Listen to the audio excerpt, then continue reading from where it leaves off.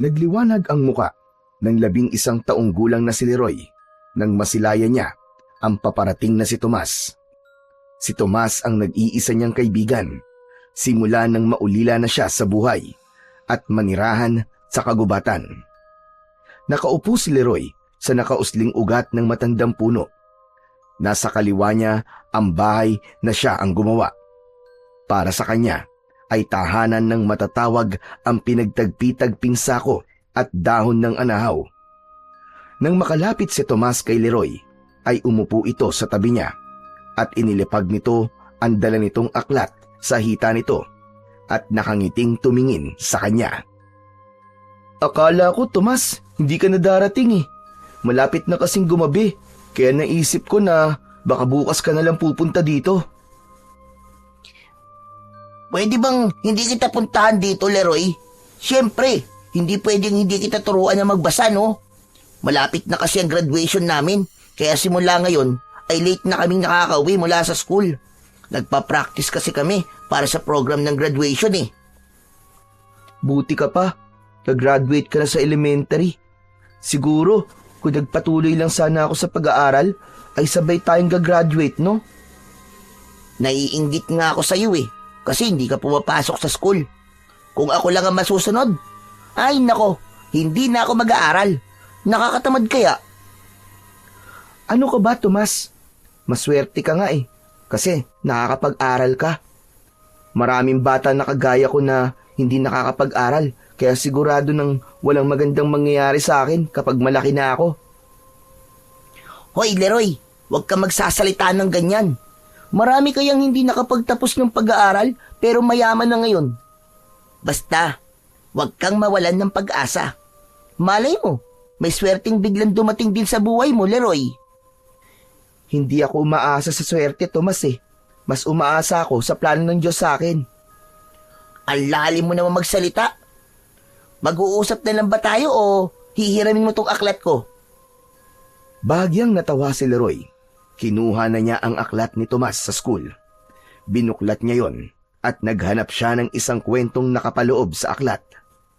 Habang nagbabasa siya, ay umakyat naman sa isang puno ng bayabas si Tomas upang kumuha ng mga hinog na bunga. 2 taon ang nakakaraan, ay gaya rin ni Tomas si Leroy. Nag-aaral siya at meron siyang nanay at tatay na nag-aalaga sa kanya. Nakatira sila sa isang maliit na kubo. Hindi man sila mayaman, ay masaya sila bilang isang pamilya. Palagi siyang inaasikaso ng nanay niya, habang ang tatay naman niya ay kinikwentuhan siya ng kung ano-ano bago sila matulog. Ngunit ang simple at masayang buhay ni Leroy ay naglaho ng isang gabi dahil umatake ang mga aswang sa baryo nila. Namatay sa pag-ataking yun ang kanyang mga magulang. Ang masaklap pa, wala siyang kaalam-alam na nakasangla sa bangko ang lupang kinatatayuan ng bahay nila. Nang kunin na yun ng bangko, ay para siyang pinagkaitan ng tadhana. Nawala na nga ang mga magulang niya sa murang edad, ay nawalan pa siya ng tirahan. Walang kilalang ibang kamag-anak si Leroy at wala siyang ibang mapupuntahan, kaya nagdesisyon siyang mamalimos at manirahan na lamang sa gubat. Sa gubat ay walang magpapaalis sa kanya. Yun nga lang, dahil wala siyang permanenteng tirahan, ay itinuring siyang palaboy ng mga tao sa baryo nila. Naputol ang pagbabasa ni Leroy nang biglang tumabi si Tomas sa kanya. Nakalagay sa laylayan ng damit nito ang mga hinog na bayabas. Binigyan siya nito ng isa at sabay silang kumain. Buti pa dito, walang nangaaway sa akin. Alam mo, sa school at sa baryo, ang dami-daming nangaaway sa akin. Tomas, bakit ka ba nila inaaway? Ang bait-bait mo kaya? Kasi, akala nila mayabang ako porket anak ako ng kapitan ng baryo natin. Hindi ko alam kung inggit ba sila sa akin o kung ano. Pero wala naman akong pakialam sa kanila. Basta, wala akong ginagawang masama. Pero alam mo, Tomas, natutuwa ako na wala kang kaibigan sa baryo. Kasi kung meron, Malamang, hindi mo na ako mapapansin. E di sana mag-isa na lang ako dito sa gubat at walang nagpupunta rito para makipaglaro sa akin. Sa puntong yon ay naalala ni Leroy kung paano sila naging magkaibigan ni Tomas. Umaga noon at abala siya sa pangangalakal ng basura. Nakita niya si Tomas na nakikiusap sa mga bata na isali ito sa paglalaro ng mga ito ng patintero. Pero ayaw ng mga bata na isali si Tomas. Naging mapilit si Tomas hanggang sa sinuntok na ito ng isang bata na nakulitan dito. Hindi na napigilan pa ni Leroy ang sarili na lumapit. Pinagtanggol niya si Tomas pero ang nangyari ay dalawa silang pinagtulungang bugbugin ng mga bata. Simula nang mangyari yon ay naging magkaibigan na silang dalawa. Halos araw-araw na ginawa ng Diyos, tuwing hapon ay nagpupunta na si Tomas sa gubat para makipaglaro kay Leroy. Kapag wala naman itong pasok sa paaralan, ay halos maghapon silang magkasama. May mga pagkakataon din na nagdadala si Tomas ng pagkain para sa kaibigang si Leroy. Kaya sa murang edad ni Leroy ay natuto na agad siyang magpahalaga ng isang pagkakaibigan. Napalingon si Leroy kay Tomas nang malalim itong huminga. Ramdam niya ang lungkot ng kanyang kaibigan, pero hinintay niya itong magsalita.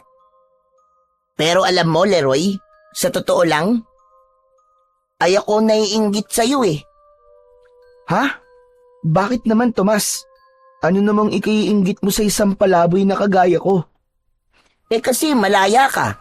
Walang nagdidikta sa'yo kung anong gagawin mo sa buhay. Tapos, kahit anong oras mo gustong matulog, ay pwede. Ako kasi, halos lahat dinidikta sa akin ni tatay. Ang daming bawal at ang dami niyang utos sa akin at mga bagay na gusto niyang gawin ko. Sa mga gawain bahay ba yan, Tomas? Alam mo, Tomas, ngayon ay iniisip mo na nakakainis kasi puro utos ang tatay mo sa'yo. Ganyan din si nanay at tatay sa akin nung buhay pa sila eh. Pero nang mawala sila, doon ko naisip yung mga pagtuturo nila sa akin ng mga gawain bahay ay kailangan ko pala, lalo na ngayong mag-isa na lang ako sa buhay. Hindi na nagsalita si Tomas, pero naramdaman ni Leroy na parang may mga nais pa itong sabihin sa kanya. Pero nagdesisyon na lamang itong wag nang isatinig ang mga yon. Ipinagpatuloy na lang niya ang pagbabasa habang kumakain ng bayabas na pinitas ni Tomas. Aminado si Leroy na mahirap ang buhay ng isang kagaya niyang batang palaboy. Sa edad niyang yon, ay kailangan niyang dumiskarte para makakain siya kahit na isang beses lamang isang araw. Lahat ng paraan, basta hindi masama, ay ginagawa niya. May ilang tao sa baryo na naaawa sa kanya at minsan ay binibigyan siya ng barya o di naman kaya ng pagkain. Madalas ay nangangalakal siya o kaya ay tumatanggap ng trabaho na dapat ay matanda ang gumagawa. Gaya ng pagtatabas ng damo, paglilinis ng bahay, pag-iigib at paglalaba. Kapag wala naman siyang nadilihensyang pera at pagkain sa baryo, ay umaasa siya sa gubat. Naghahanap siya roon ng punong may prutas at yun ang kinakain niya. Hindi naman niya problema ang inuming tubig dahil may malinis na ilog sa loob ng gubat. Doon na rin siya naliligo at naglalaba ng kanyang iilang mga damit. Sa kabila ng hirap ng buhay ni Leroy, ay naniniwala pa rin siya na may dahilan ang lahat ng yun. Tinuruan siya ng mga magulang niya na magtiwala sa plano ng Diyos. Natutunan niya sa mga ito na huwag siyang panghinaan ng loob dahil sa masasakit at hindi magagandang nangyayari sa buhay niya. Malakas ang paniniwala niya na balang araw ay maiintindihan niya kung bakit kailangan mawala ang mga magulang niya ng ganun kaaga at kung bakit kailangan niyang mabuhay ng mag-isa. Isang umaga ng Sabado, lumabas si Leroy ng gubat na may dalang isang sako kung saan inilalagay niya ang mga basurang nakakalakal niya. Pagdating sa baryo, ay sinimulan na niya kagad ang paghahanap ng mga basurahan at mga bagay na pwede niyang ibenta sa junk shop, gaya ng bakal, bote at plastik. Nagbabahay-bahay din siya at nagtatanong siya kung meron bang mga gamit ang mga ito na hindi na kailangan na pwede niya ring ibenta sa junk shop. Habang abala si Leroy sa pagkalkal sa isang basurahan, ay nagulat siya nang may biglang tumapik sa likod niya. Nang lumingon siya, otomatiko siyang napangiti nang malaman na ang kaibigan niya palang si Tomas yun. "Oh, Tomas! Ikaw pala yan. Akala ko kung sino na eh." Hanep pa, ang aga mo naman yata mga lakal ngayon, Leroy. "Alam mo na, kailangan maaga at baka may makauna pa sa akin sa pagkalkal sa mga basurahan eh." Maraming bote ng alak sa bahay. Birthday kasi ni tatay kahapon, kaya nag-inom siya. May natira pang handa, kaya bibigyan kita. "Wow, talaga? Hindi ko tatanggihan yan, Tomas. Salamat ah." Matapos yun, ay inaya na si Leroy ni Tomas na magtungo sa bahay nito. Habang naglalakad sila, ay hindi maiwasan ni Leroy na isipin na sa kabila ng lahat ay maswerte pa rin siya dahil may kaibigan siyang kagaya ni Tomas. Sigurado siya na kung hindi sila nito naging magkaibigan, ay mas magiging malungkot ang buhay niya. Malaking bagay para sa kanya na may isang batang kagaya niya na nakikipag-usap sa kanya at hindi siya iniiwasan nang dahil lamang sa isa siyang palaboy. Nang nasa harapan na ng bahay ni na Tomas sina Leroy, ay sandali siyang napahinto. Kumpara sa ibang bahay sa baryo, ay mas malaki ang bahay ni na Tomas. Gawa yon sa semento at ang bubong ay yero. May isang puno ng mangga sa harapan na may nakasabit na duyan na gawa sa gulong. Napalingon si Tomas kay Leroy at napakunot ang noo nito. Ano pang tinatayo-tayo mo dyan, Leroy? Tara na sa loob. Kasi, sigurado ka bang papapasukin ako sa bahay nyo? Bakit naman hindi? Ang dumi-dumi ko kasi, Tomas eh. Baka makita ako ni Kapitan Mauricio tapos mapagalitan ka pa. Ano ka ba naman, Leroy? Hindi yun magagalit sa'yo kasi wala ka namang ginagawang masama. Saka, wala si tatay ngayon. Nagpunta siya sa barangay hall kasi may meeting yata sila ng mga kagawad. Tara na, huwag ka na mahiya. Hinawakan ni Tomas ang isang kamay ni Leroy at hinila na siya nito papasok sa loob ng bahay nila. May pag-aalinlangan man ay sumunod na lang siya sa matalik niyang kaibigan. Maayos at malinis ang loob ng bahay nila Tomas. Pinaupo siya ni Tomas sa upuang gawa sa kawayan. Oh, diyan ka lang ha. Ikukuha lang kita ng pagkain sandali. Hintayin mo ako dyan. Nakangiting tumango si Leroy. Nagtungo sa kusina si Tomas at hindi nagtagal ay may dala na itong isang pinggan na may pansit at tinapay. May dala rin itong isang basong tubig. Inabot nito yon sa kanya at agad siyang nagsimulang kumain dahil ang totoo ay gutom na talaga siya dahil kagabi pa siya hindi kumakain. Oh, Leroy, bago ka umuwi, ipagbabalot pa kita para may pagkain ka rin mamaya. Salamat talaga, Tomas ha. Sobrang bait mo sa akin. Mabait ka rin naman sa akin eh. Habang kumakain, ay napansin ni Leroy ang isang litrato na nakasabit sa dingding. Sa litrato ay naroon ang isang babae na may kargang bata. Inginuso ni Leroy ang litrato kay Tomas. Tomas, pwede magtanong? Yun ba ang nanay mo? Magkamukha pala kayo. Oo. Ako nga yung baby na karga-karga niya. Pero Tomas, nasaan pala siya ngayon? Kasi si Kapitan Mauricio lang palagi ang nakikita ko. Ay, oo nga pala, no? Hindi ko pa pala naikikwento sa'yo. Matagal lang patay si nanay. 5 taon pa lang yata ako nun eh. Nagkasakit siya tapos hindi na naagapan.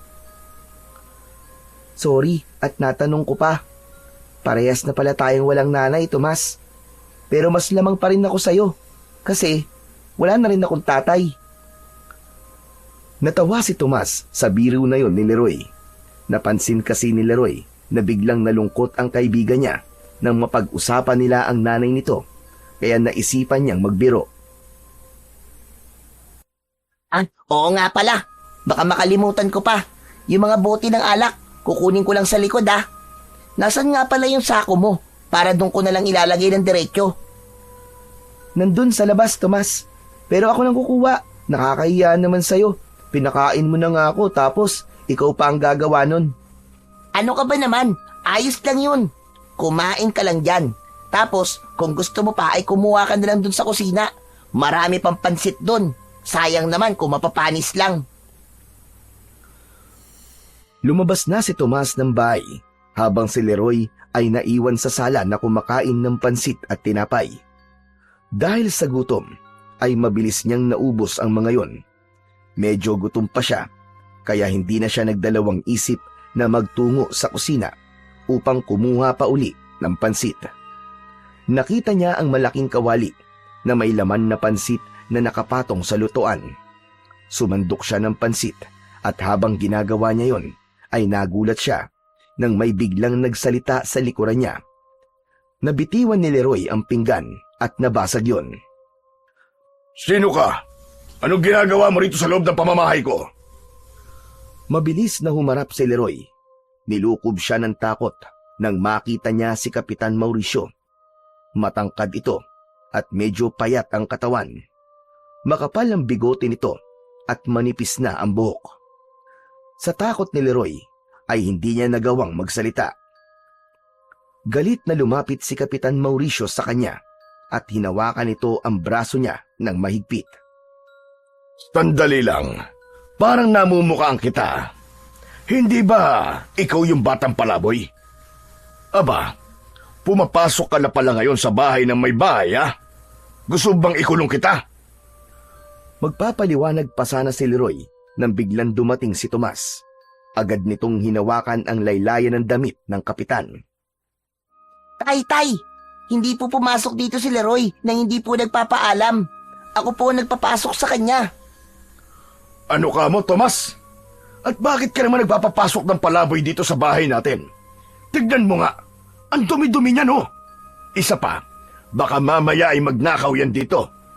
Hindi ka talaga nag-iisip, no, Tomas? Kung gusto mo siyang pakainin, sa labas mo siya bigyan ng pagkain. Hindi mo na siya kailangan dalhin dito sa loob ng bahay natin. Pero tay, kaibigan ko po si Leroy Wala naman pong masama kung papapasukin ko po siya dito sa bahay natin. Saka mabait po siya, tay. Hindi po siya magnanakaw. Nakikipagkaibigan ka sa isang palaboy? Pambihira ka naman, Tomas. Ang dami-daming bata dito sa baryo. Bakit hindi ka sa kanila makipagkaibigan? Napayuko si Tomas sa tanong na yon ng tatay nito. Naramdaman naman ni Leroy na hindi yun kayang sagutin ni Tomas, kaya nahinuha niyang hindi pa alam ni Kapitan Mauricio ang ginawa ng mga bata sa baryo sa anak nito. Kapitan, mawalang galang na po. Alam ko po ang dahilan kung bakit hindi po nakikipagkaibigan si Tomas sa mga bata po dito. Palagi po kasi siyang inaaway ng mga bata dito sa baryo. Kasi iniisip po nila na mayabang siya porket anak po siya ng kapitan. Tumahimik ang palaboy ka, Hindi ikaw ang kinakausap ko. Tay, totoo po ang sinasabi niya. Lahat po ng bata dito inaaway po ko at ayaw po nila akong isali kapag naglalaro po sila. Si Leroy po nagtanggol sa akin nung isang beses pong inaway po ako ng mga bata, kaya po naging magkaibigan kaming dalawa. Sandaling natahimik si Kapitan Mauricio. Tila tinitimbang nito ang mga nalaman nito. Hindi nagtagal ay isang malalim na paghinga ang pinakawalan nito. Tumingin ito kay Leroy. Ikaw, umuwi ka na kung may bahay ka pa. Opo, pasensya na rin po kung nabasag ko po ang pinggan nyo. Tomas, alis na ako . Salamat ulit sa pansit at tinapay. Napapahiyang lumabas si Leroy sa bahay ni na Tomas. Kinuha niya ang sako sa labas na may lamang mga bote ng alak. Kinabahan siya para kay Tomas dahil baka pagalitan o paluin ito ng tatay niya. Pero naiintindihan niya kung bakit tutol si Kapitan Mauricio na maging magkaibigan sila ni Tomas. Wala naman sigurong magulang ang gugustuhin na isang pulubi o palaboy ang kalaro ng anak nito. Matapos mga lakal, ay nagtungo na si Leroy sa junk shop upang ipagbenta ang mga kalakal na nakuha niya sa araw na yon. Alam niya na malaki-laki ang kikitain niya dahil sa dami ng bote ng alak na ibinigay ni Tomas. Tama ang hinala niya dahil naka-100 piso siya. Masaya na siya kapag ganon ang kinikita niya sa pangangalakal dahil para sa kanya ay malaking halaga na yon. Habang naglalakad si Leroy ay iniisip niya kung bigas ba o tinapay ang bibilhin niya. Naisip niya na tinapay na lang dahil kung bigas pa ay poproblemahin pa niya ang ulam. Papunta na sana siya sa isang tindahan nang mapansin niya ang mga batang tila may pinagkakaguluhan. Nakuha nun ang pansin ni Leroy at medyo lumapit siya sa mga bata. Hindi makapaniwala si Leroy nang makita niya ang isang matandang lalaki na may mahabang puting buhok at mahabang balbas at bigote na puro puti na rin ang pinagkakatuwaan ng mga bata. May kumukurot dito at itinutulak ito. Sa tuwing tatayo ang matandang lalaki ay bigla itong itutulak ng mga bata at kapag muli itong napaupo sa lupa ay lumalakas ang tawanan ng mga bata. Kahit hindi kilala ni Leroy ang matandang lalaki, ay hindi yon naging dahilan para hindi niya ito tulungan. Matapang siyang lumapit sa matandang lalaki at itinulak niya isa-isa ang mga batang naroroon. Ano? Lalaban kayo? Kahit marami kayo, hindi ako natatakot sa inyo. Tinawanan lang siya ng mga bata at umalis na ang mga ito na parang walang nangyari. Dinaluhan naman ni Leroy ang matandang lalaki at mas lalo siyang naawa nang makita niya ang mga sariwang sugat sa siko at braso ng matanda. Bakas sa mukha nito ang labis na hirap.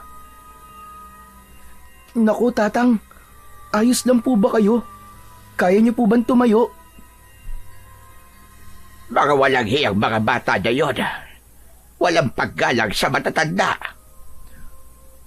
Pasensya na po kayo, tatang ha.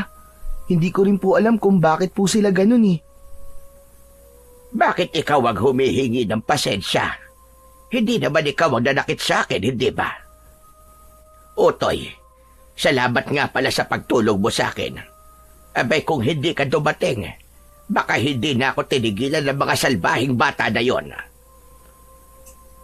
Dinampot ng matandang lalaki ang isang bagay na noon lang nakita ni Leroy. Para yung isang malaking sungay na kulay puti na ang dulo ay matulis. Ang hula niya ay sungay yun ng elepante base sa itsura nun. Habang tumatayo ang matanda, ay nakaalalay siya rito dahil pakiramdam niya anumang sandali ay matutumba ito. Sandali, tatang. Saan po ba kayo nakatira? Gusto niyo po ba iatid ko na po kayo sa inyo? Sana nga ay meron pa akong bahay na mauuwian. Pero wala na akong bahay, Utoy. Pag-alagala na lamang ako sa kung saan-saan hanggang sa mapunta ko sa lugar na ito. Kawawa naman po pala kayo, tatang. Hindi ba kawawa ka rin naman? Sa tingin ko ay katulad mo rin ako na walang bahay at mag-isa na lamang sa buhay. Hala, paano niyo po nalaman yun, tatang? Manghuhula po ba kayo? Sa itsura mo bang yan na madungis at mabaho? Kung may nag-aalaga ba sa'yo at may bahay ka, ay ganyan ba kaya ang magiging itsura mo? Sa bagay po, tama po kayo, tatang. Parehas na nga po pala tayo na wala nang kasama sa buhay at wala rin pong bahay. Sandali po, ano po bang pangalan niyo, tatang? Ako si Goryo. Ikaw, sino ka? Leroy po ang pangalan ko. Kung ganun, tatawagin ko na lang po kayong Tatang Goryo. Matapos na makilala ni Leroy si Tatang Goryo, ay napansin niya ang bahagyang panginginig nito. Nang tanungin niya kung nagugutom ba ito at sinabi nito na oo, ay hindi na siya nag-atubili na ibili ito ng tinapay at soft drinks. Hindi na niya inisip na mababawasan ang pera niya para sa ibang tao dahil sapat na sa kanya ang matulungan sa maliit na paraan si Tatang Goryo. Simula nang tulungan ni Leroy si Tatang Goryo, ay naging madalas na ang kanyang hindi sinasadyang pagkikita nila. Kahit kapos si Leroy sa pagkain, ay hindi siya nagdadalawang isip na ibahagi kay Tatang Goryo ang kaunting pagkain na meron siya. Sa simpleng pagtulong niya na yon, ay naramdaman niyang may halaga pa rin siya at kahit palaboy siya, ay kaya niya pa rin gumawa ng tama at tumulong sa kapwa. Ngunit hindi maiwasang malungkot ni Leroy nang napansin niyang ilang araw nang hindi nagpupunta si Tomas sa gubat para makipaglaro o makipag-usap man lang sa kanya. Naisip niya tuloy na baka pinagbawalan na itong makipagkaibigan sa kanya ng ama nitong si Kapitan Mauricio. Masakit man yun para sa kanya, ay wala siyang nagawa kundi tanggapin na lamang ang mapait na katotohanan na hindi talaga maaaring maging kaibigan ng isang normal na bata ang gaya niya na isang palaboy. Isang hapon, nasa labas ng bahay-bahayan niya si Leroy habang kumakain ng mangga. Nasa tabi niya si Tatang Goryo. Ito ang nagdala sa kanya ng mangga na anito ay ibinigay dito ng isang tindera sa palengke. Habang kumakain ay nakatulala si Leroy. Hindi niya pa rin kasi lubos maisip na hindi na siya pinupuntahan doon ng kaibigan niyang si Tomas. Ay, nako! Ang asim naman yata ng manggang ito. Kasing asim ng mukha mo, Leroy. Ano po? Bakit ba naman kasi ganyan ang mukha mo, Utoy? Kanina ko pa napapansin na ang lungkot-lungkot mo. May nangyari bang hindi maganda? Kasi Tatang Goryo, yung kaibigan ko pong si Tomas, ilang araw na po siyang di nagpupunta dito eh. Dati naman po, halos tuwing hapon po nandito siya. Siya lang po kasi ang kaibigan ko na nakatira po sa baryo. Halos lahat po kasi ng bata ron, salbahe po eh. May dahilan ba para hindi na siya makipagkita sa'yo? Hindi agad nakasagot si Leroy. Naalala niya ang huling beses na nagkita sila ni Tomas at yun ay sa bahay nito habang naroon si Kapitan Mauricio. Yung tatay po kasi ni Tomas, mukhang ayaw niya po na nakikipagkaibigan po sa akin ng anak niya. Kasi nga po, isa lamang po akong palaboy.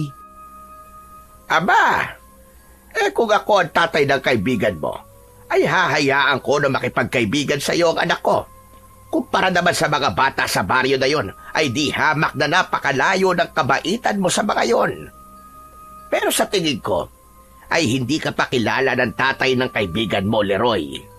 Pero sigurado ko na kapag nakilala ka niya ng lubusan, gaya ng pagkakakilala ko sa iyo, ay baka ampunin ka pa noon. Maniwala ka sa akin. Bahagyang natawa si Leroy sa sinabi sa kanya ni Tatang Goryo. Kumagat siya ng mangga habang ninunguya niya yon ay tumuon ang pansin niya sa bagay na palaging dala ng matandang lalaki.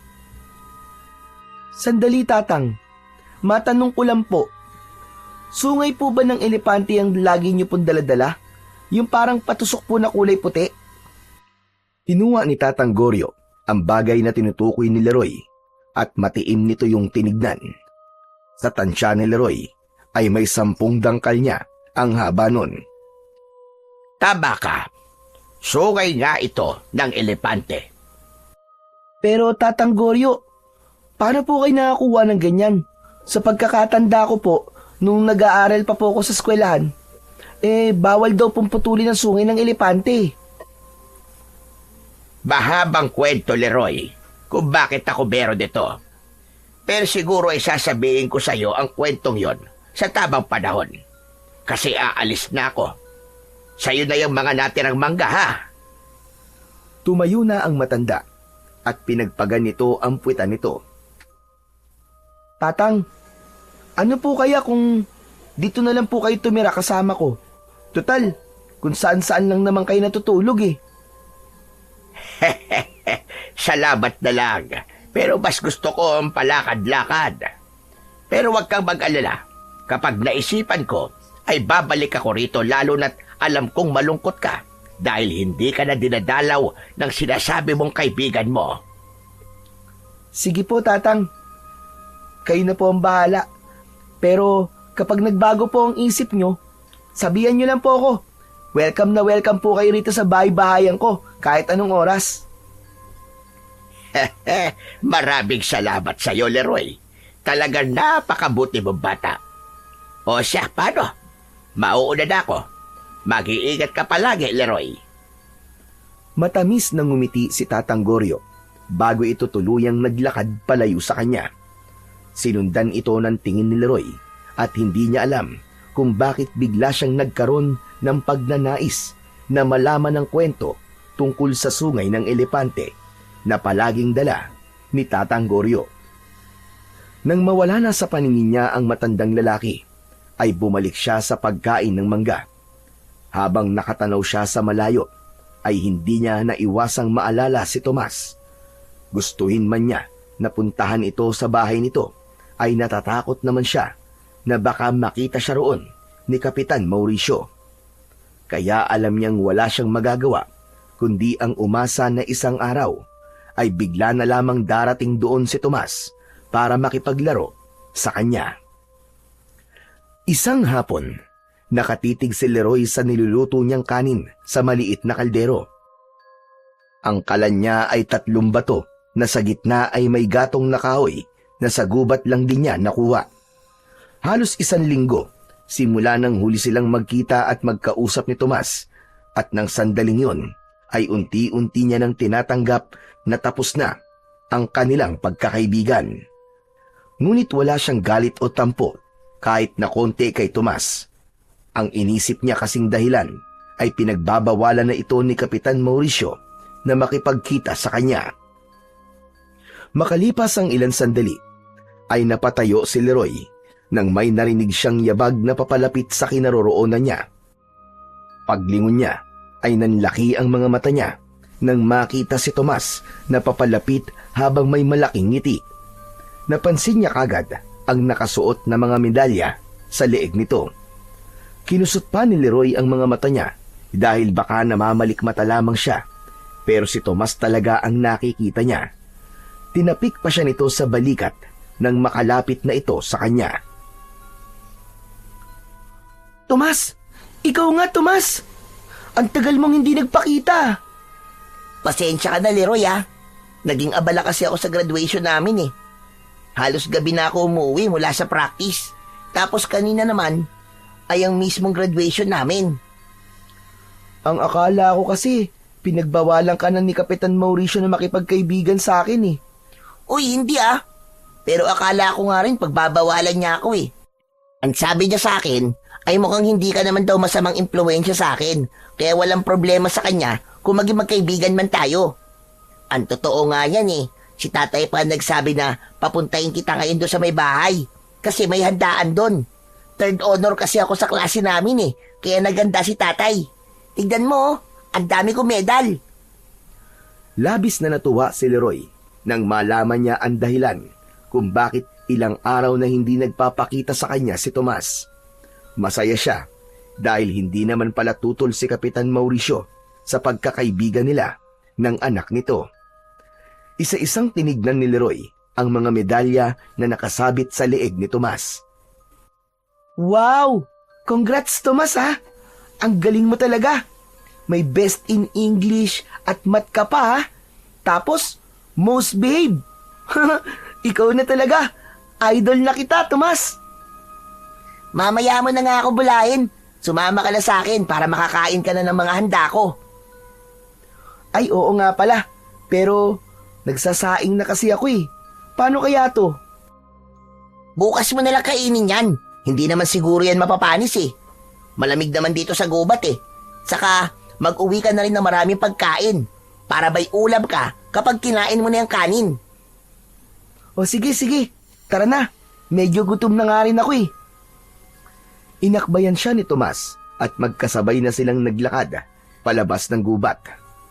Pagdating nila Leroy sa bahay ni na Tomas ay medyo nahiya siyang pumasok dahil medyo maraming bisita roon. May ilang guro at kaklase ni Tomas.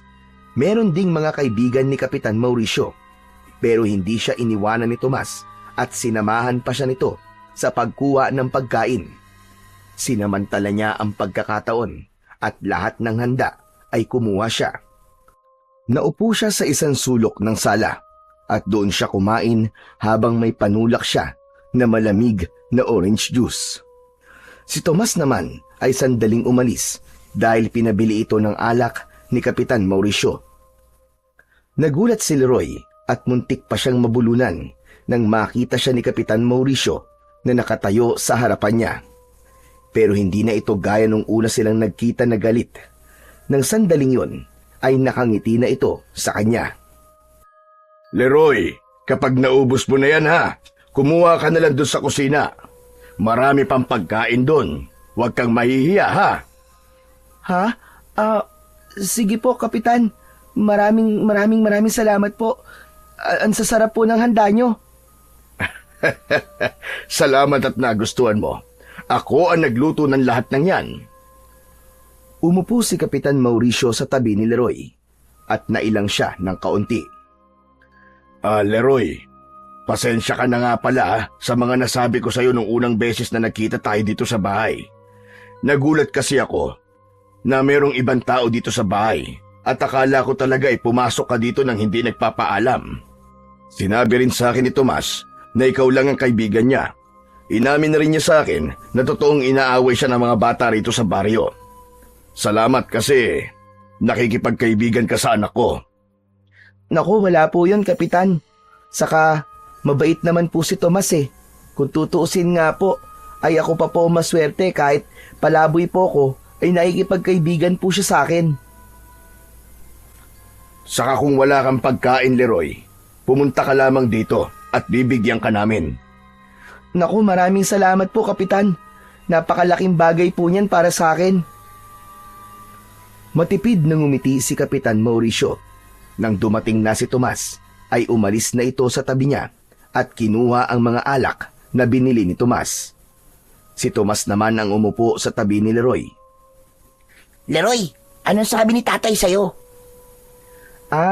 Nagpasalamat siya sa akin na nakikipagkaibigan daw ako sa'yo. Saka nagsorry rin siya kasi napagalitan niya ako nun. Sabi ko naman sa'yo ipinaliwanag ko na kasi sa kanya na wala akong natututunang masamang bagay sa'yo. Saka isinumbong ko na rin yung mga nangaaway na mga bata sa akin dito sa baryo. Mabuti naman. Sana maaksyonan niyo ni Kapitan kasi mali na inaaway ka nila nang dahil sa napakababaw na dahilan. Sus, wala na akong pakialam. Kahit hindi na sila kausapin ni tatay. Wala naman akong balak na makipagkaibigan sa iba eh. Ay teka, diyan ka lang kukuha rin ako ng pagkain ko para masabayan kita. Tumango si Leroy at nagtungo na si Tomas sa kusina. Habang hinihintay niya si Tomas na bumalik, ay hindi niya napigilang mapangiti. Napakasaya niya ng mga sandaling yun, sapagkat simula nang maging palaboy siya, ay yun ang unang beses na nakaramdam siya ng ganung pagtanggap, maliban sa pagtanggap na ginawa sa kanya ni Tomas. Kaya naman, nangako si Leroy sa sarili na gagawin niya ang lahat para maipakita kay Kapitan Mauricio na hindi nagkamali si Tomas sa pagpili sa kanya na maging kaibigan nito. Simula noon ay naging maganda na ang pakikitungo ni Kapitan Mauricio kay Leroy. Minsan, kapag nagkakasalubong sila sa daan, ay binibigyan siya nito ng pera o hindi naman kaya ay pagkain kapag meron itong dala. Hindi na rin ito nagagalit kapag naglalaro sila ni Tomas sa bahay nito. Sa unang pagkakataon, naramdaman ni Leroy na tinanggap na siya ng isang taong may kapangyarihan sa baryo. Ngunit isang umaga, habang kalaro ni Leroy si Tomas, ay napansin niya na wala itong gana. Hanggang sa mga sumunod na araw ay ganun pa rin si Tomas. Madalas itong nakatulala o hindi kaya ay parang wala sa sarili. Naisa na itong kausapin ni Leroy tungkol doon, pero naisip niya na baka pagod lang ito o kaya naman ay sadyang wala lang sa mood. Ganun pa man, hindi naalis ni Leroy sa isip niya na baka may hindi sinasabi ang kaibigan niya sa kanya. Mag-isang kumakain si Leroy sa bahay-bahayan niya. Magana siyang kumakain dahil ang ulam niya ay bigay ni Kapitan Mauricio. Menudo yun na napakasarap ng pagkakaluto at napakalambot ng karne. Habang kumakain siya, ay dumating si Tatang Goryo na dala na naman ang sungay ng elepante. Aba, mukhang ang sarap ng pagkain mo ngayon ah. Umupo si Tatang Goryo sa labas ng bahay-bahayan ni Leroy. Kayo pala, Tatang Goryo. Opo, galing po ito kay Kapitan Mauricio. Kain po tayo, Tatang. Sige lang, kumain ka lang dyan. Kakatapos ko lang, Utoy.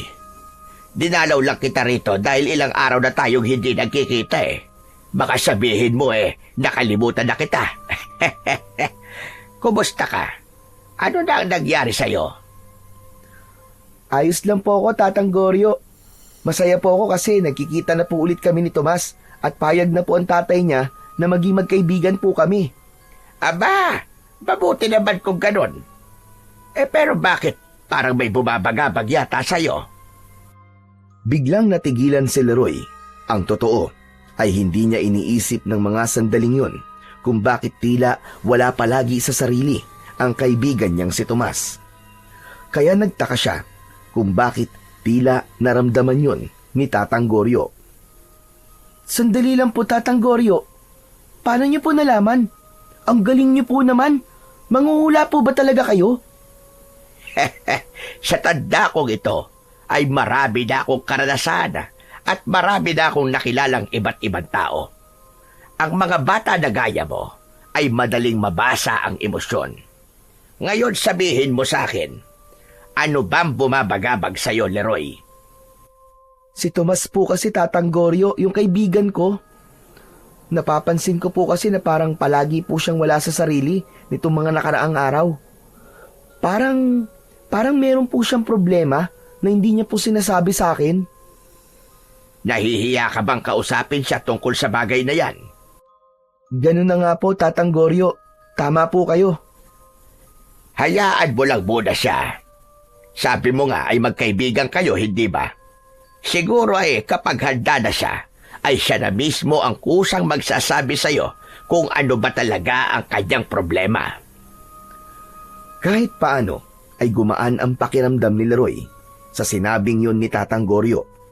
Napagtanto niya na kung meron nga talagang problema si Tomas, ay ito mismo ang magsasabi sa kanya dahil siya lang ang nag-iisa nitong kaibigan. Pagsapit ng gabi, ay inayos na ni Leroy ang higaan niya. Lahat ng gamit na meron siya ay mula pa sa dati nilang bahay. Inilatag niya sa loob ng bahay-bahayan niya ang banig. Inilagay niya ang unan. Humiga na siya at ibinalot na niya ang sarili sa kumot. Patagilid siyang humiga at saka siya pumikit. Tuwing matutulog na siya sa gabi, ay hindi niya naiiwasang malungkot sapagkat palagi niyang naaalala nung panahon na buhay pa ang mga magulang niya. Palagi siyang natutulog na pinapagitnaan ng kanyang nanay at tatay. Pero simula nang mawala ang mga ito, wala na siyang pagpipilian kundi ang palaging matulog ng mag-isa. Ngunit biglang nagbukas ang mga mata ni Leroy nang makarinig siya ng kaluskos sa kung saan. Napabalikwat siya ng bangon nang may umangil na parang isang mabangis na hayop. Pilit niyang inaaninag ang madilim na kapaligiran. Sa tagal niya sa gubat na yon, ay noon lang siya nakarinig ng ganong uri ng pag-angil. Sinong nandyan? May tao ba dyan? Sinong nandyan? Nagulat siya nang isang nakakatakot na nilalang ang dahan-dahang lumitaw mula sa mas madilim na parte ng gubat. Payat ang katawan nito na nababalutan ng makapal na balahibo. Mahaba ang mga kuko ng nilalang at may matutulis na mga pangil. Ang mga mata nito ay pulang-pula at tila gutom na gutom ito habang nakatingin sa kanya. Doon napagtanto ni Leroy na isang aswang ang naturang nilalang. Ngunit sa halip na matakot, ay galit ang naramdaman ni Leroy pagkakita sa aswang. Bumalik sa alaala niya ang pagpatay ng mga aswang sa kanyang mga magulang. Walang pag-aalinlangan na dinampot niya ang kutsilyong palagi niyang itinatago sa ilalim ng kanyang unan at sumugod siya sa aswang. Ngunit mabilis ang aswang at naiwasan nito ang pag-unday niya ng saksak dito. Hinawakan ng aswang ang braso ni Leroy at naagaw nito ang kutsilyo. Itinapon nito yun sa malayo. Sinunggaban siya ng aswang at natumba siya sa malamig na lupa. Hinawakan ng aswang ang mga kamay niya habang nasa ibabaw niya ito. Nanginig ang katawan ni Leroy nang maisip niya na baka yun na ang katapusan niya. Kahit naman mahirap ang buhay niya, ay hindi pa niya ninais na mamatay. Pero sa pagkakataon na yon, pakiramdam niya ay susunod na siya sa mga magulang niya sa kabilang buhay. Hindi na lang nagsalita si Leroy. Unti-unting lumapit ang malaking mukha ng aswang sa mukha niya. Ngunit nagulantang siya nang mabilis na nagbago ang mukha ng aswang hanggang sa maging si Tatang Goryo na ito. Tumatawang umalis si Tatang Goryo sa ibabaw niya. Inilahad nito ang isang kamay para tulungan siyang tumayo, pero umupo siya sa lupa at umatras. Lumayo ka! Lumayo ka sa akin! Aswang ka! Aswang! Hindi ako aswang, Leroy. Maniwala ka. Anong hindi aswang? Kitang-kita ko! Ikaw ang aswang na umatake sa akin! Kung aswang ako, ay dapat patay ka na ngayon at kinain ko na ang lamang loob mo. Sinubukan lang kita, Leroy. Gusto ko makita kung may potensyal ka bang makipaglaban sa mga kampon ng kadiliman. Hindi pa rin nakumbinsi si Leroy sa sinabing yon ng matandang lalaki. Kahit bata pa siya, ay hindi siya kagad naniniwala sa sinasabi nito dahil nakita mismo ng mga mata niya na isa itong aswang. Ay, nako! Bakit ba kasi ganun paraan pa ang naisip ko para subukan ka? Leroy, panahon na siguro para sabihin ko sa iyo kung sino o ano talaga ako. Leroy, ako ay isang ermitanyo na may kapangyarihan na ibinigay sa akin doon ng isang diwata. May kakayahan akong magbago ng anyo na parang ganito. Labis na nagimbal si Leroy nang magpabago-bago ng anyo si Tatang Goryo. Naging isang binata ito, sunod ay matandang babae. Muli itong naging aswang at sa huli ay bumalik na ito sa totoo nitong anyo bilang isang matandang lalaki. Hindi siya makapaniwala na may tao na kaya yung gawin. O ano? Naniniwala ka na ba na hindi ako aswang? Medyo naniniwala na po. Pero bakit niyo po ako inatake? Akala ko po ipapatayin niyo na po ako eh. Gaya ng sinabi ko sa iyo kanina, gusto kitang subukin kung kaya mo bang makipaglaban. At nakita ko na handa ka, Leroy. Ano ang nag-udyok sa iyo na lumaban imbis na tumakbo o matakot? Sandaling natahimik si Leroy dahil ang totoo ay hindi pa niya kayang ikwento sa iba ang mapait na bahagi na yon ng nakaraan niya. Pakiramdam niya kasi kapag sinabi niya yon sa iba ay mabubuksan muli ang sugat sa kanyang puso. Pero naisip niya na sa pagkakataon na yon ay mas mabuting sabihin niya yon kay Tatang Goryo upang malaman nito ang sagot sa tanong nito. Isang malalim na paghinga ang pinakawalan ni Leroy. Tumayo na siya at diretsong tumingin kay Tatang Goryo. Ang totoo po kasi niyan, Tatang Goryo. Pinatay po kasi ng mga aswang ang nanay at tatay ko. Kaya po ako naging palaboy ay dahil po sa pangyayaring yun. Kaya po nung makita ko po kayo kanina na nasaan yung aswang, hindi po ako natakot. Galit po ang naramdaman ko. Kasi nang dahil po sa mga aswang, ay nawalan po ako ng mga magulang sa murang edad. Ngayon ay naiintindihan ko na. Hindi lang pala tapang ang ipinakita mo kanina, kundi may kasama ring galit. Nauunawaan ko ang nararamdaman mo, Leroy. Hindi masamang magalit dahil tao ka. Ngunit tandaan mo na hindi rin magandang magpalamon ka sa galit. Masakit, pero pagtanggap ang kailangan natin sa tuwing may mga bagay na nangyayari na hindi ayon sa ating kagustuhan. Ang dami niyo naman pong sinasabi, Tatang.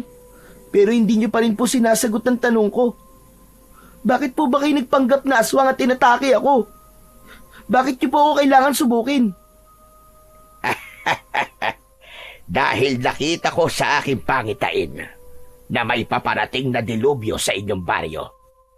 Isang dilubyo kung saan isang malaking pagsalakay ng mga aswang ang mangyayari. Naririto lamang sa baryo nyo ang kanilang pinuno at isang utos lang niya ay mangyayari na ang bagay na yon. Nakita ko ang pagdanak ng dugo at ang mga nakahanay na mga bangkay ng mga tao. Kung hindi mapipigilan ang pinuno ng mga aswang na naririto, ay malaki ang posibilidad na mangyari ang pangitain na yon. Tumaas ang mga balahibo ni Leroy sa kanyang katawan sa sinabi ni Tatang Goryo. Naiisip pa lang niya na maraming aswang ang aatake sa baryo nila ay may kilabot na siyang naramdaman. Tatang Goryo, sigurado po ba kayo na magkakatotoo po ang pangitain niyong yan? Sigurado ko. Wala pa sa pangitain ko ang hindi nagkakaroon ng katuparan. Maliban na lang kung ito ay mapipigilan. Kung ganun po, Tatang Goryo, ano pong paraan para po mapigilan ang mangyari yun? Walang ibang paraan kundi patayin ang pinuno ng mga aswang na nagtatago dito sa inyong baryo. Nararamdaman ko nandito siya at nakikisalamuha bilang isang tao. Wala nga lang akong kakayahan na tukuyin kung sino siya. Pero matutulungan kita sa isang bagay, Leroy. Yun ay ang bigyan ka ng isang mabisang sandata kung sakaling makakaharap mo ang pinuno ng mga aswang. Ano po? Sandali lang po, Tatang. Anong sinasabi niyo po na ako po ang haharap sa pinuno ng mga aswang? Tama ka. Ikaw ang pinili ko, Leroy. Nakita ko ang tapang sa iyong puso at ang busilak mong pagkatao. Yan ang mga katangian na hinahanap ko para sa isang tao na pagkakalooban ko ng sungay ng elepante. Napatingin si Leroy sa sungay ng elepante na hawak ni Tatang Goryo, ngunit wala roon ang kanyang atensyon. Bakit po ako? Bata pa lang po ako, Tatang eh. Kanina nga po muntik na po akong mapatay. Tapos, ang gusto niyo po makipaglaban pa ako sa pinuno ng mga aswang. Ayoko po, Tatang Goryo. Maganap na lang po kayo ng iba na mas karapat dapat po kaysa sa akin. Hindi lang ako ang pumili sa iyo, kundi maging ang sungay ng elepante. Kailanman ay hindi ito nagkakamali ng taong hahayaan itong gamitin ito. At wala sa edad o kasarian ang pagiging tagapagtanggol. Nasa laman yan ng puso at malinis na hangarin. Maniwala ka sa akin, Leroy. Ikaw ang makakapigil na mangyari ang dilubyong nagbabadyang mangyari sa inyong baryo. Iniabot ni Tatang Goryo sa kanya ang sungay ng elepante, ngunit hindi niya yon tinanggap. Pero Tatang Goryo, kung papayag po ako, paano ko naman po magagamit ang sungay ng elepante sa pakikipaglaban? Ito ay hindi nagmula sa isang normal na elepante lamang. Ito ay sungay ng elepante na alaga ng isang makapangyarihang diwata. Bukod sa kapangyarihan na magbago ng anyo, ay ipinagkaloob din niya ito sa akin upang ibigay sa mga taong karapat-dapat. Hindi ikaw ang unang gagamit nito, Leroy. Marami na akong pinagkalooban ng sungay na elepante na ito at lahat sila ay nagtagumpay sa kanilang misyon. Kaya kung ayaw mong bumagsak ang baryo nyo at pagharian ito ng mga aswang, ay tatanggapin mo ang sungay ng elepante at hahanapin at papatayin mo ang pinuno ng mga aswang na nananahan sa inyong baryo. Hindi agad nagsalita si Leroy. Matagal siyang nakatitig sa sungay ng elepante na hawak-hawak ni Tatang Goryo.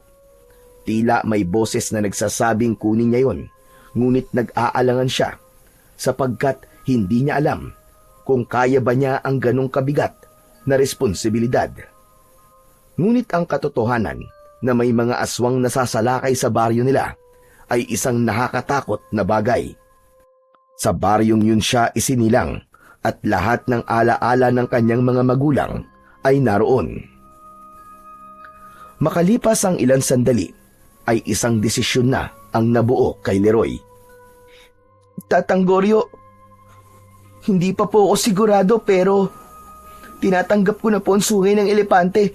Pero tatang, hindi po ako marunong gumamit ng ganyan sandata. Huwag kang mag-alala.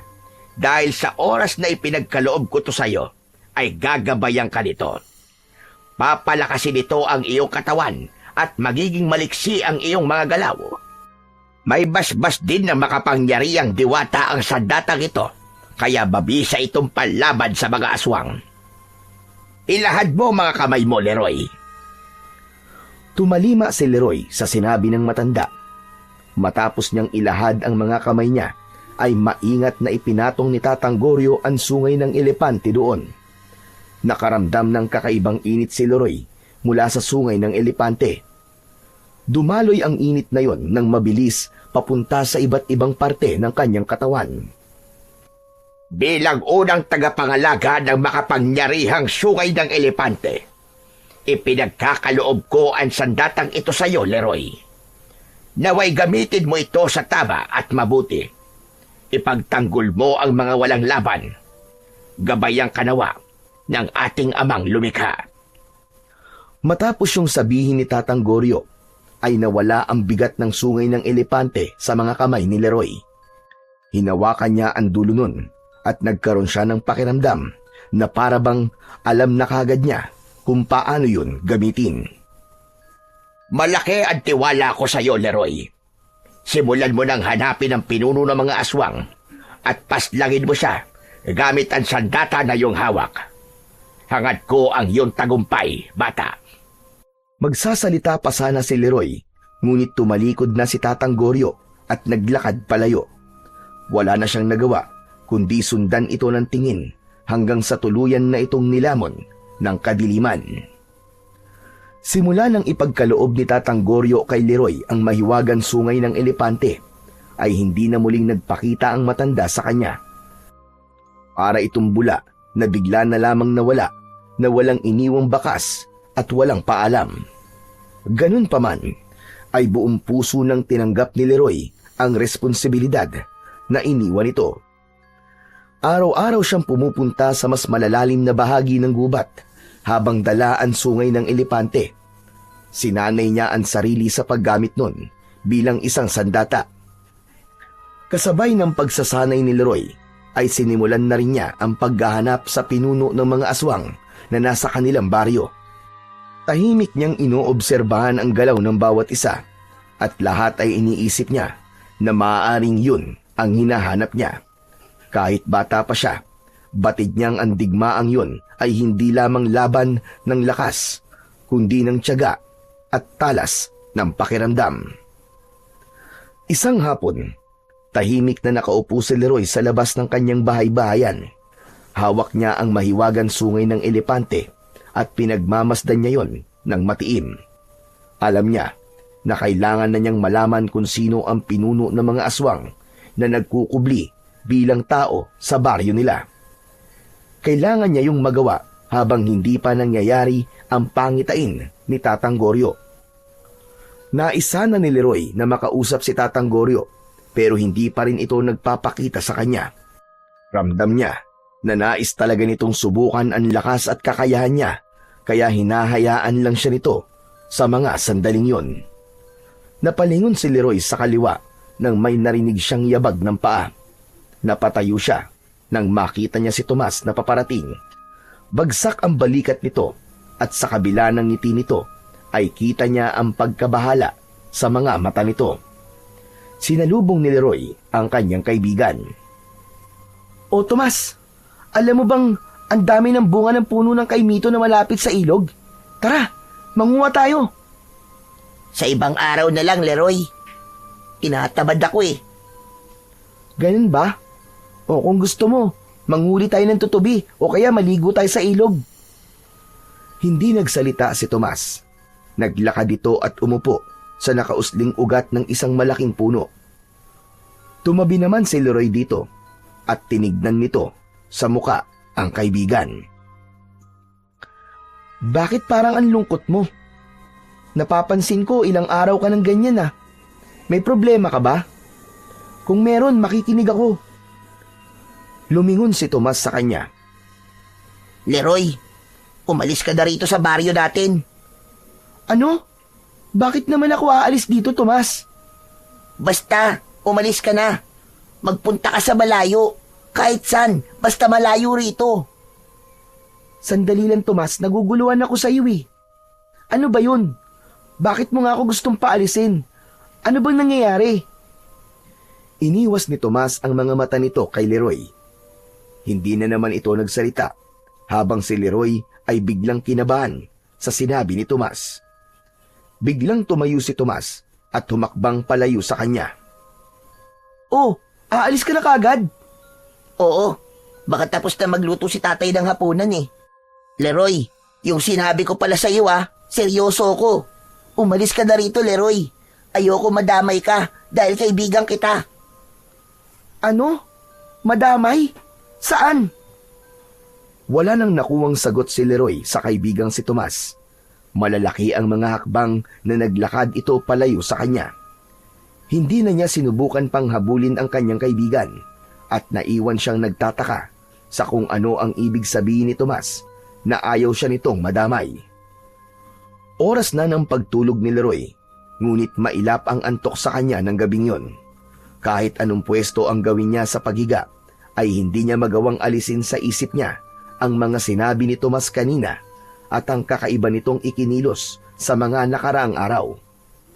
Nais niya na mabigyan nito ng kasagutan ang mga tanong na gumugulo sa kanya. Hanggang sa sumuko na si Leroy at bumangon na siya. Hindi ako makakatulog hanggang hindi ko nakakausap si Tomas. Kailangan ko siyang puntahan ngayon sa bahay nila. Dala ang sungay ng elepante ay naglakad si Leroy palabas ng gubat. Nagtungo siya sa baryo at ng oras na yon ay sarado na ang karamihan ng mga bahay na nadadaanan niya. Makalipas ang ilang minuto ay nasa harapan na siya ng bahay ni na Tomas. Napansin niya mula sa nakabukas na bintana na bukas pa ang ilaw sa loob, kaya naisip niya nagising pa si Tomas o kaya ay si Kapitan Mauricio. Maraang naglakad si Leroy palapit sa mismong bahay ni na Tomas. Akmang kakatok na sana siya sa pinto nang matigilan siya dahil narinig niya ang boses ni Kapitan Mauricio at Tomas na nag-uusap sa loob ng bahay. Hindi niya alam pero tila may bumubulong sa kanya na pakinggan ang pinag-uusapan ng dalawa. Nagtungo si Leroy sa tabi ng nakabukas na bintana. Yumuko siya upang hindi siya makita ng mga taong nasa loob at doon ay mas malinaw niyang narinig ang usapan ni na Tomas at Kapitan Mauricio. Kailangan niyo po ba talagang gawin to, Tay? Hindi po ba? Mahal na mahal po kayo ng mga tao rito. Dahil simula nang kayo ang naging kapitan dito, ay naging maayos na po ang baryo natin. Ginawa ko yon para makuha ko ang loob nila, Tomas. At huwag mo na akong pipigilan pa sa gagawin ko. Kailangan sumalakay ang mga aswang sa baryong ito upang maging pugad ito ng ating lahi. At bilang ako ang pinuno ng mga aswang, ay kailangan kong gawin ang tungkulin na yon para sa ating mga kauri. Pero Tay, kung sasalakay po dito ang mga aswang, marami pong mamamatay. Yun ang nararapat, Tomas. Pero hindi lahat ay papatayin ko dahil ang iba ay gagawin kong alipin. Gusto kong maging mas mataas ang lahi natin sa mga tao. Sisimulan ko yon sa baryong ito. Kaya tigilan mo na ako sa kakapilit na huwag ituloy ang aking nais na mangyari. Natigilan si Leroy sa kanyang mga narinig. Pakiramdam niya ay binuhusan siya ng malamig na tubig nang malaman niya mismo sa bibig ni Kapitan Mauricio na ito ang pinuno ng mga aswang na tinutukoy ni Tatang Goryo. Napagtanto niya na kaya siya nahihirapan na malaman kung sino ang pinuno ng mga aswang ay dahil hindi niya inisip na si Kapitan Mauricio yon, dahil tatay ito ng matalik niyang kaibigan. Doon niya napagtanto na kaya wala si Tomas sa sarili nito nung mga nakaraang araw ay dahil nalaman nito ang plano ni Kapitan Mauricio. Kaya siya nito nais umalis ay dahil nais siya nitong iligtas. Base sa narinig niya ay tutol si Tomas sa plano ng kanyang ama. Sa pagsapit ng kabilugan ng buwan, ay mangyayari na ang pagsalakay ng mga aswang, Tomas. Nais kong manood ka sa gagawin ko at ng ating mga kauri. Kailangan mong makita kung paano kami pumatay ng mga tao. Dahil kapag nasa ustong edad ka na, ay sasalinan na kita ng pagiging aswang. Ayoko, tay. Ayoko maging aswang. At huwag mo sabihin na kauri mo ko dahil hindi mo ako kadugo. Akala niyo ba hindi ko alam na hindi mo naman talaga ako totoong anak? Anak ako ng nanay ko sa ibang lalaki. At kanino mo naman narinig ang kasinungalingang yan? Sa nanay ko po bago po siya namatay. Sinabi niya sa akin ang lahat. Gusto niyang umalis ako sa poder mo. Pero bata pa ako noon. At hindi ko pa kayang mabuhay ng mag-isa. Kaya hindi ako papayag na isalin mo sa akin ang pagiging aswang mo dahil hindi mo ako anak. Nang sandaling yon, ay hindi na nakatiis na sumilip ni Leroy sa bintana. Nanlaki ang mga mata niya nang biglang sinampal ni Kapitan Mauricio si Tomas. Sa lakas ng sampal ay natumba si Tomas at pumutok ang labi. Wala kang utang na loob. Magpasalamat ka at pinalaki kita at binuhay kita kahit anak ka ng nanay mo sa pagkakasala. Kaya bilang kabayaran sa pagtataksil ng ina mo, ay wala kang magagawa kundi tanggapin na darating ang panahon na magiging kagaya rin kita. Mabilis na yumuko si Leroy nang mapansin niyang mapapatingin si Kapitan Mauricio sa bintana. Napapitlag siya nang biglang sumarado ng malakas ang bintana. Hindi na rin siya nagtagal doon dahil baka mahuli pa siya ng kapitan. Tahimik siyang naglakad papalayo, dala ang mga revelasyon na parang bombang sumabog sa kanyang harapan. Nang makarating si Leroy sa bahay-bahayan niya sa gubat, ay pabalik-balik siyang naglalakad sa iisang direksyon. Hindi siya mapakali. Hanggang sa sandaling yon, ay pilit pa ring pinoproseso ng utak niya ang lahat ng kanyang natuklasan. Si Kapitan Mauricio ang pinuno ng mga aswang at hindi niya tunay na anak si Tomas. Kung ganun, kailangan kong iligtas si Tomas kay Kapitan. Kung ayaw ni Tomas na maging aswang, ay mas lalo kong dapat na mapatay si Kapitan. Dahil doon ay mas lalong tumibay ang determinasyon ni Leroy. Hindi na lang yun laban para sa mga tao sa baryo nila, kundi laban na rin yun para sa buhay ng kanyang nag-iisang kaibigan na si Tomas. Kinabukasan ay nagtungo si Leroy sa bahay ni na Tomas. Lakas loob siyang kumatok sa pinto ng bahay na yon dahil nais niyang makausap ang kanyang kaibigan. Gusto niyang malaman ito na handa siyang tulungan ito kung gusto nitong tumakas o lumayo kay Kapitan. Alam niya na sa pagkakataon na yon ay higit siyang kailangan ni Tomas. Ngunit nakailang katok na si Leroy ay wala pa ring nagbubukas ng pinto. Napatitig siya sa seradura at nang ikutin niya yon ay nalaman niya na hindi yon nakakandado.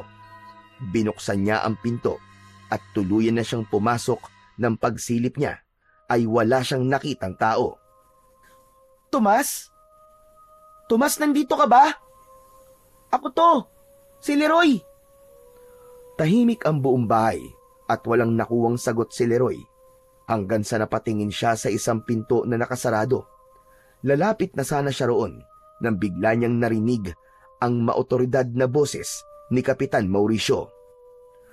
Anong ginagawa mo rito, Leroy?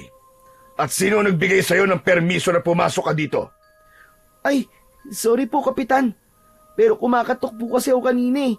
Kaya alam po wala po nagbubukas ng pinto. Hindi po kasi nakalak yung pinto kaya pumasok na po ako. Hindi ka ba tinuruan ng mga magulang mo na kahit hindi nakakandado ang pinto ng bahay ng ibang tao, ay wala ka pa rin karapatan na pumasok dito nang hindi nagsasabi? Sa bagay, wala ka na nga palang mga magulang, kaya hindi na nakapagtataka. Labis ang gulat ni Leroy sa paraan ng pakikipag-usap ni Kapitan Mauricio sa kanya. Samantalang dati ay napakabait na nito sa kanya. Gusto niya itong sagutin ng pabalang pero nanaig pa rin sa kanya ang pagiging kalmado. Pasensya na po talaga, Kapitan. Hinahanap ko lang po kasi si Tomas kasi maglalaro po kami. Wala dito si Tomas. Nasaan po siya, Kapitan? Wala dito sa bahay si Tomas at wala rin siya dito sa baryo. Nasa Maynila siya ngayon. Nagbabakasyon siya sa tita niya at bago pa magpasukan siya babalik. Hindi po niya sinabi sa akin na aalis siya dito sa baryo ah. Bakit? Dapat ba isabihin lahat ni Tomas sa'yo? Umalis ka na nga at huwag ka nang babalik dito. Lalo na't wala naman dito si Tomas. Hindi na nagsalita si Leroy dahil baka madulas pa siya na alam na niya ang lihim nito. Nagmamadali siyang lumabas ng bahay ni Kapitan Mauricio upang bumalik na sa gubat. Alam ko nagsisinungaling lang si Kapitan Mauricio. Sigurado ko na hindi nagpunta sa Maynila si Tomas. Nandoon lang siya sa bahay nila. Kailangan ko mag-isip ng paraan para mailigtas si Tomas at tapusin si Kapitan bago ang kabilugan ng buwan. Nang makarating siya sa gubat, ay agad niyang kinuha ang sungay ng elepante at muli siyang nagsanay. Kailangan niyang maging handa upang sa oras na magharap sila ni Kapitan Mauricio ay masiguro niya na siya ang mananalo. Inagabihan ay agad na sinimulan ni Leroy ang hakbang upang mailigtas niya si Tomas. Nagtungo siya sa labas ng bahay ni Kapitan Mauricio upang magbanman. Dala niya ang sungay ng elepante para kung sakaling may hindi inaasahang pangyayari ay handa siya. Matyaga siyang naghintay ng senyales na maaaring naroon pa rin sa bahay na yon si Tomas, pero halos isang oras na ang lumipas ay wala pa rin siyang nakita. Sarado ang bintana at pinto ng bahay at patay na ang ilaw sa loob ng bahay. Naisipan ni Leroy na mas lumapit pa sa bahay. Maingat ang mga hakbang niya at siniguro niyang walang makakakita o makakarinig sa kanya. Lumapit siya sa pinto. Idinikit niya roon ang tenga niya at umasa siyang may maririnig siyang kahit na ano. Laking gulat ni Leroy nang biglang bumukas ang pinto at bumungad sa harapan niya si Kapitan Mauricio. Nanlilisik ang mga mata nito. Anong ginagawa mo rito ng ganitong oras? Hindi ba sabi ko sa'yo ay huwag ka nang babalik dito? Sa gulat ni Leroy ay tila umurong ang dila niya. Nag-isip siya ng palusot na papaniwalaan ni Kapitan Mauricio. Hindi nito maaaring malaman na nandoon siya para magmanman at alamin kung nasa bahay pa rin ba si Tomas. Ano batang palaboy? Bakit hindi ka makapagsalita? Ano po kasi, nagugutom po ako. Kagabi pa po ang huling kain ko eh. Wala po kasi akong nakalakal kanina, kaya wala po akong pambili ng pagkain. Nandito po ako para sana humingi po ng makakain. Matiim siyang tinignan ni Kapitan Mauricio. Kulang na lang ay kumawala ang puso ni Leroy sa kanyang dibdib sa labis na kaba. Panay ang dasal niya na sana ay wag magduda ang kapitan sa kanya dahil kapag nalaman nito ang totoong dahilan kung bakit siya naroon, ay siguradong mapapahamak siya. Halika, pumasok ka at kumain sa kusina. Talaga po? Maraming salamat po, Kapitan. Ang bait niyo po talaga. Hindi na nagsalita si Kapitan Mauricio. Tumalikod na ito at naglakad patungo sa kusina. Pumasok na si Leroy sa bahay at pasimple niyang iginala ang paningin sa paligid. Mabilis niya yung ginawa dahil baka mapansin siya ng kapitan. Pagdating niya sa kusina ay umupo na siya. Binigyan siya ni Kapitan Mauricio ng kanin at pritong tilapia. Pagkatapos mong kumain ay umalis ka na. At ang gusto ko, ito na ang huling beses na pupunta ka rito. Tapos na ang pagtulong namin sa iyo ni Tomas. Masyado ka nang umaabuso at ultimo 10 oras ng gabi ay nagpupunta ka rito para makikain. Nako, sorry po talaga, Kapitan Mauricio. Hindi po kasi ako makatulog dahil po sa gutom eh. Pero, kailan po ba ang balik ni Tomas? Nakakamiss po kasi siya. Wala na po kasi ako makalaro eh. Babalik siya rito bago magsimula ang klase. Sige na, bilisan mo na ang pagkain dyan at hugasan mo yung pinagkainan mo pagkatapos. Nakangiting tumango si Leroy at sinimulan niya ng kumain, habang si Kapitan Mauricio naman ay pumasok sa isang kwarto. 2 ang kwarto ron at alam niya na ang isang pinto ay ang silid ng kanyang kaibigan. Habang kumakain ay nakatitig sa pintong yun si Leroy at tila nais niyang tumayo at pasukin ang naturang silid. Yun nga lang ay pinapangunahan siya ng takot na mahuli siya ni Kapitan Mauricio. Iba na rin ang pakiramdam ni Leroy habang nasa loob siya ng bahay ni Kapitan Mauricio at hindi na yun kagaya ng dati na kampante siya. Simula nang malaman niya na ang kapitan ang pinuno ng mga aswang na hinahanap niya, pakiramdam niya anumang sandali ay may hindi magandang mangyayari. Kaya kasabay ng pagmamatsyag niya ay alerto siya at nakapatong sa hita niya ang sungay ng elepante. Bumalik si Leroy sa gubat na bigong malaman kung nasa bahay pa ni Kapitan Mauricio si Tomas.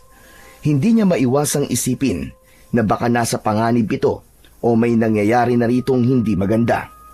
Kaya nang makarating siya sa kanyang bahay-bahayan, ay agad siyang nagdasal na bigyan ng Diyos ng proteksyon si Tomas. Matapos magdasal, ay naupo lang siya sa nakausling ugat habang nakatingin sa kawalan. Hanggang sa sandaling yun, ay hindi pa rin siya makapaniwala na isang napakabigat na responsibilidad ang nakaatang sa kanyang balikat.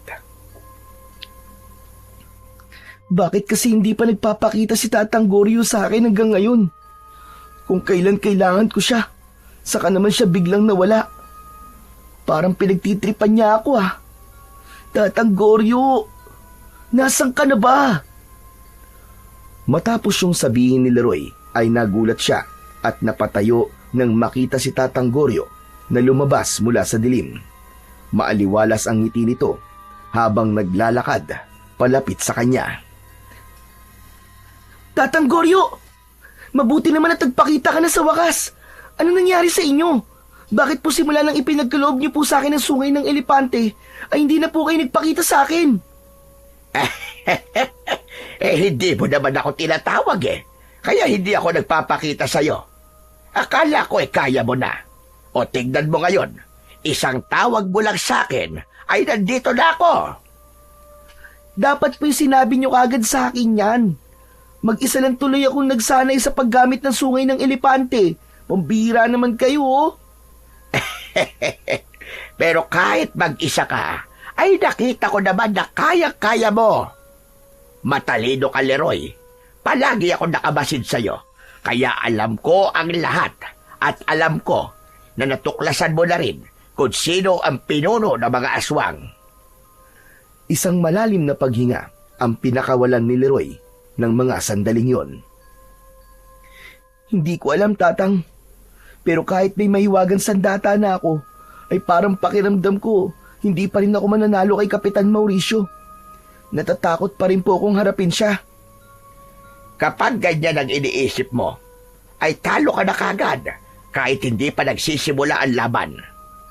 Ang sandata na gaya ng sungay ng elepante ay isa lang kasangkapan, pero ang tunay na magpapanalo sa'yo ay ang sarili mong kakayahan at ang tapang sa iyong puso. Pero siya po ang leader ng mga aswang eh. Paniguradong mas malakas siya kumpara sa ibang aswang. At ako, isa lang po akong palaboy na walang alam sa pakikipaglaban. Kaya nga po hanggang ngayon eh, hindi pa rin po ako makapaniwala sa sinabi niyo na ako ang karapat dapat na maging tagapagtanggol ng baryong to.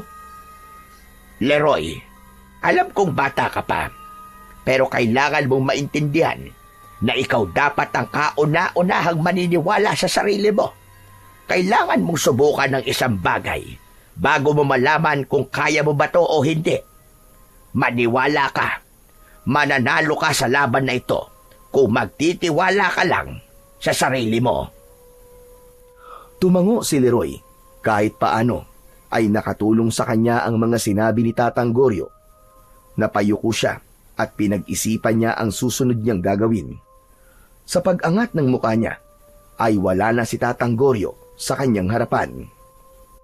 Kinabukasan ng umaga, pagkagising ni Leroy ay may kakaibang tapang siyang naramdaman sa kanyang dibdib. Pakiramdam niya ay dahil yon sa mga sinabi ni Tatang Goryo nang magkausap sila nung nakaraang gabi. Agad niyang kinuha ang sungay ng elepante at kahit hindi pa kumakain ay nagsanay na siya sa paggamit nun. Isang puno ang inisip niya na kunwaring aswang. Inatake niya yon gamit ang sungay ng elepante. Hinampas niya yon gamit ang mas matabang dulo ng sungay, habang ang matulis na dulo naman ay bilang panaksak. Humihingal si Leroy makalipas ang halos 1 oras ng pagsasanay. Mas buo na ang loob niya ng oras na yun at sinabi niya sa sarili niya na kailangan niya nang gawin ang dapat ay dati pa niyang ginawa. Kung hindi kagad siya kikilos, ay mangyayari ang pangitain ni Tatang Goryo at kapag nangyari yun, ay baka mas mahirapan siyang ipagtanggol ang mga tao sa baryo dahil mas marami na siyang kakalabaning mga aswang. Matapos magsanay ng konting oras, ay nagtungo muli si Leroy sa bahay ni Kapitan Mauricio. Nagmatsyag siya sa hindi kalayuan. Alam niya na sa mga oras na yon ay aalis ang kapitan para magtungo sa barangay hall. Hindi nga nagtagal ay lumabas na si Kapitan Mauricio mula sa bahay at naglakad palayo. Wala nang sinayang na sandali si Leroy. Nang makita niya na malayo na ang kapitan, ay lumapit siya sa bahay nito. Umikot siya sa paligid ng bahay at hinanap niya ang bintana na sa kwarto ni Tomas. Kinatok niya ang bintana ng 3 beses. Tomas? Tomas, nandiyan ka ba? Tomas! Wala siyang nakuwang sagot. Kung nandiyan ka sa loob, ay gumawa ka ng ingay. Katukin mo ng 3 beses tong bintana. Naghintay ng ilang segundo si Leroy. Malakas ang kabog ng dibdib niya habang naghihintay ng pagkatok mula sa loob. Ngunit wala pa rin siyang narinig. Siguro nga'y wala talaga dito si Tomas. Tumalikod na si Leroy, pero nakakaisang hakbang pa lamang siya nang may kumatok ng 3 beses mula sa loob ng bahay ni Kapitan Mauricio. Bumangon ang pag-asa sa puso niya at bumalik siya sa tabi ng bintana. Tomas! Tomas, ikaw ba yan? 3 katok ang sumagot sa kanya. Kailangan mo ba ng tulong, Tomas? Muli ay nakarinig si Leroy ng 3 magkakasunod na pagkatok. Huwag ka mag-alala. Ililigtas kita.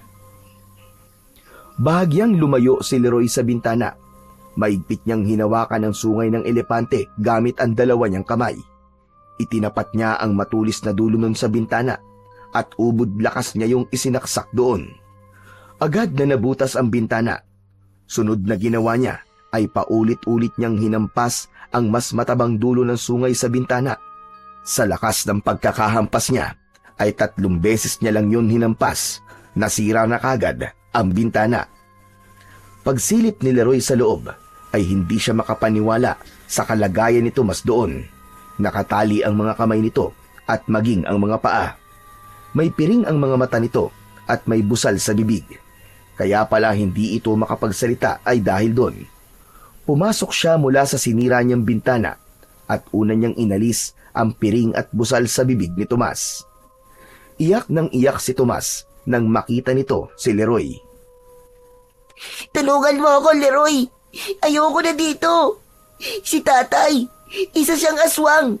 At plano niyang utusan na sumalakay dito sa baryo ang mga alagad niyang aswang. Tulungan mo ako, Leroy. Alam ko, Tomas. Alam ko na yun. Narinig ko ang pag-uusap niyo nung gabi na pumunta ako rito. Kasi kakausapin sana kita para tanungin kung bakit gusto mong umalis ako dito sa baryo.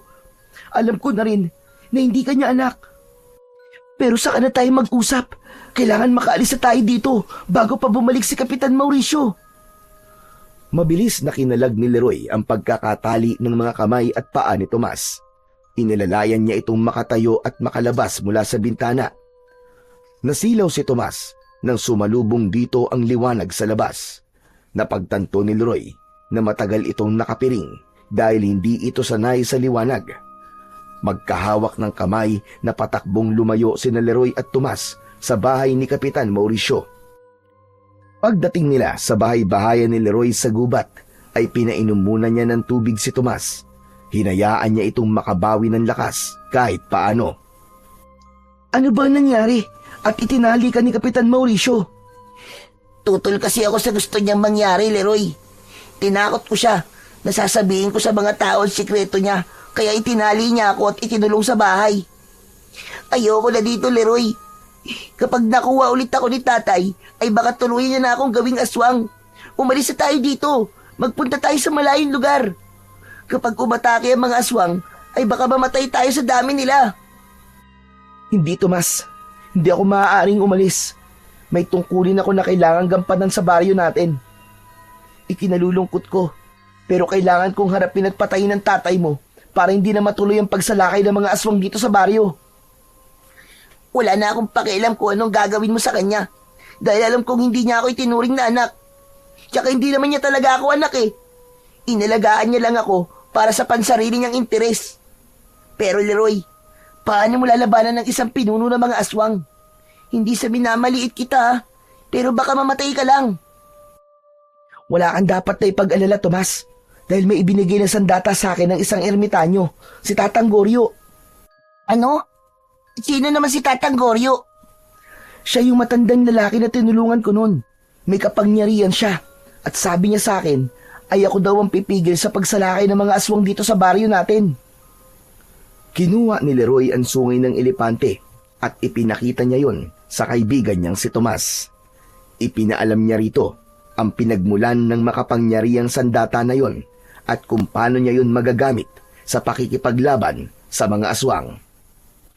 Pero Leroy, sigurado ka bang kaya mong talunin si tatay? Kailangan kong subukan, Tomas. Pero ikaw, sigurado ka ba na ayos lang sa'yo na patayin ko siya? Oo, sigurado na ako, Leroy. Kung hindi siya mawawala, ay mas maraming tao ang mamamatay. Sa kagaya ng sinabi ko kanina, ginamit lang naman niya ako para magpatuloy ang lahi niya. Ayoko na magpagamit sa kanya, Leroy. Kaya kung kaya mo siyang tapusin mo na siya. Patayin mo siya.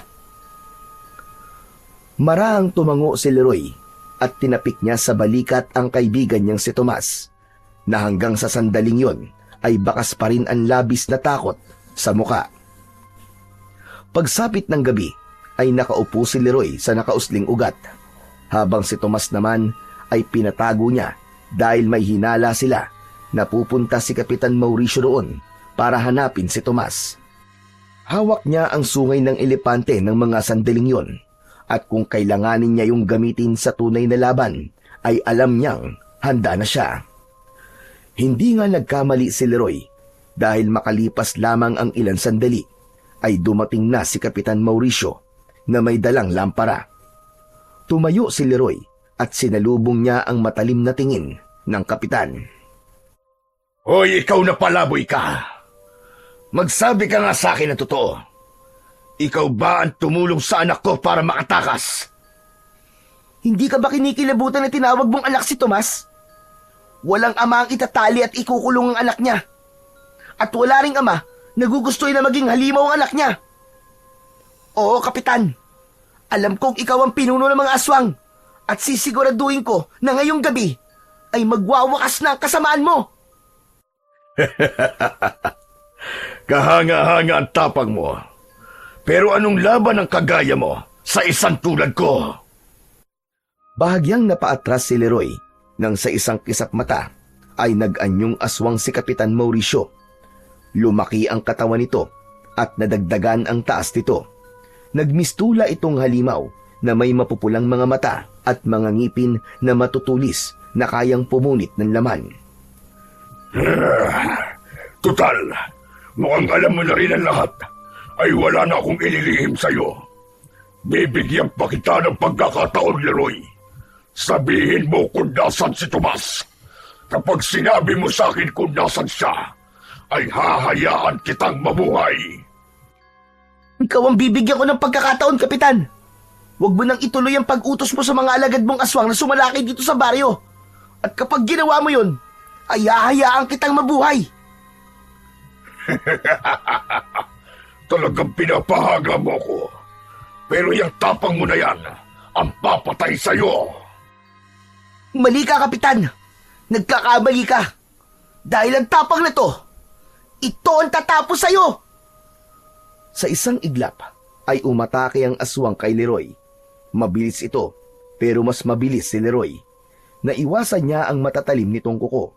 Umatras siya at tumalon papunta sa aswang. Buong puwersa niyang itinarak ang sungay ng elepante sa balikat ng aswang. Malakas na napasigaw ang aswang. Matalim ang mga matang tumingin ito kay Leroy at naramdaman na lamang niya ang pagbaon ng mga kuko nito sa tagiliran niya. Agad na binunot ni Leroy ang sungay ng elepante sa aswang at umatras muna siya ng ilang hakbang. Anong klaseng sandata yan? Sa tingin mo ba ay magagawa mo ko mapatay gamit lang ang sungay ng kung anong hayop? Hindi nagsalita si Leroy. Sinapu niya ang sugat niya sa tagiliran. Ramdam niya ang pag-agos ng dugo mula roon. Pero hindi niya hinayaan na panghinaan siya ng loob. Mas lalo pa niyang naramdaman ang lakas na ibinibigay ng sungay ng elepante sa kanya, na parabang alam nito na kailangan niya yon ng sandaling yon. Mabilis na tumakbo si Leroy papunta sa pinuno ng mga aswang. Iniumang nito ang mga kuko nito, pero nang malapit na siya sa aswang, ay pumihit siya sa kanan at pumesto sa likod ng kalaban. Malakas siyang sumigaw at hinawakan niya ng dalawa niyang kamay ang sungay ng elepante. Itinarak niya sa likod ng aswang ang sungay at agad siyang umatras bago pa ito makaganti. Galit naman na humarap ang aswang at ito naman ang umatake. Mabilis itong nakalapit kay Leroy. Sinakal siya nito at ibinalibag sa lupa. Bumagsak si Leroy ng pasadsad at umubos siya at may dugong lumabas sa kanyang bibig. Tumayo si Leroy nang hindi inaalis ang tingin sa aswang. Sa muling pag-atake sa kanya ng pinuno ng mga aswang, ay iniwasan muna niya ang mga kalmot at sunggab nito. Naghintay siya ng tamang pagkakataon upang siya naman ang umatake. Hanggang sa sinubukang kalmutin ng aswang si Leroy, mabilis siyang yumuko at walang pagdadalawang isip na itinarak niya ang sungay ng elepante sa tiyan nito. Lumagpas sa likod ng aswang ang dulo ng sungay at nang hugutin niya yon, ay agad itong bumagsak sa lupa. Tumayo si Leroy sa tabi ng aswang habang sumusuka ito ng dugo. Mula naman sa likod ng isang puno ay lumabas si Tomas. Lumapit ito kay Leroy at tinignan nito ang aswang na tila naghihingalo na. Itinaas ng aswang ang isa nitong kamay habang nakatingin kay Tomas. Anak ko, tulungan mo ko. Huwag mong hayaan na mamatay ako. Pangako, magbabago na ako, anak. Magsimula ulit tayong dalawa. Parang awa mo na, anak. Hindi. Hindi mo na ako malilinlang. At tigilan mo na rin ang pagtawag sa akin ng anak. Leroy, sige na. Patayin mo na siya. Naramdaman ni Leroy na kahit galit si Tomas kay Kapitan Mauricio, ay hindi pa rin ito kayang makita na papatayin niya ang taong kinilala nitong ama. Tumalikod si Tomas at narinig niya ang pigil nitong paghikbi. Doon na nagdesisyon si Leroy na tuluyang wakasan ang buhay ng aswang na magdadala ng dilubyo sa kanilang baryo. Mahigpit niyang hinawakan ang makapangyarihang sungay ng elepante at walang pag-aalinlangan na itinarak niya yon sa tapat mismo ng puso ng aswang. Napasinghap ang aswang at matapos yun ay tuluyan na itong nawalan ng buhay. Nilapitan at niyakap ni Leroy ang umiiyak na si Tomas. Tomas, tapos na. Wala na siya. Malaya ka na. At malaya na rin ang baryo natin mula sa banta ng mga aswang. Kumalas si Leroy sa pagkakayakap sa kaibigang si Tomas nang makita niyang palapit sa kanila si Tatang Goryo. Huminto ito sa harapan nilang dalawa. Binabati kita sa tagumpay mo, Leroy. Pinatunayan mong hindi ako nagkamali sa pagpili sa'yo. Salamat po sa tiwala niyo, Tatang Goryo. Ito na po pala ang sungay ng elepante. Ibinabalik ko na po ito sa inyo dahil tapos na po ang misyon ko sa baryong ito. Umiling si Tatang Goryo at hindi nito kinuha ang sungay ng elepante. Hindi na, Leroy. Sige na. Sa'yo na yan. Ikaw na ang bagong tunay na tagapangalaga ng sandatang yan. Pakaingatan mo yan at huwag mong hahayaan na mapunta yan sa maling kamay. Naniniwala ko na hindi pa ito magiging huli mong pakikipaglaban sa kampon ng kadiliman. Yun na ang huling gabi na nakita ni Leroy si Tatang Goryo. Ilang araw ang lumipas ay may mga empleyado ng isang ahensya ng gobyerno ang tumulong kina Leroy at Tomas na madala sa bahay ampunan sa lungsod. Doon ay natutunan nilang maging masaya muli. Nakahanap sila ng mga bago nilang kaibigan na gaya nila ay mga wala na ring pamilya, ngunit patuloy pa ring lumalaban sa buhay. Uluyan na ring ibinaon ni na Leroy at Tomas sa limot ang nangyari sa kanila sa baryong pinanggalingan nila. Dahil alam nila na yun ang daan para muli silang makapagsimula ng panibagong buhay. Hanggang sa lumipas ang ilang taon, si Tomas ay naging social worker habang si Leroy naman ay nagtatrabaho sa isang non-profit organization na tumutulong sa mga batang lansangan. Ngunit kahit nagbago na ang takbo ng kanilang mga buhay, isang bahagi ng nakaraan ang pinili ni Leroy na huwag kalimutan. At yun ay ang mahiwagang sungay ng elepante. At patuloy pa rin niyang pinangahawakan ang pangako niya na hindi siya magdadalawang isip na muli yung gamitin kung kinakailangan sa pagharap sa mga kampon ng kadiliman.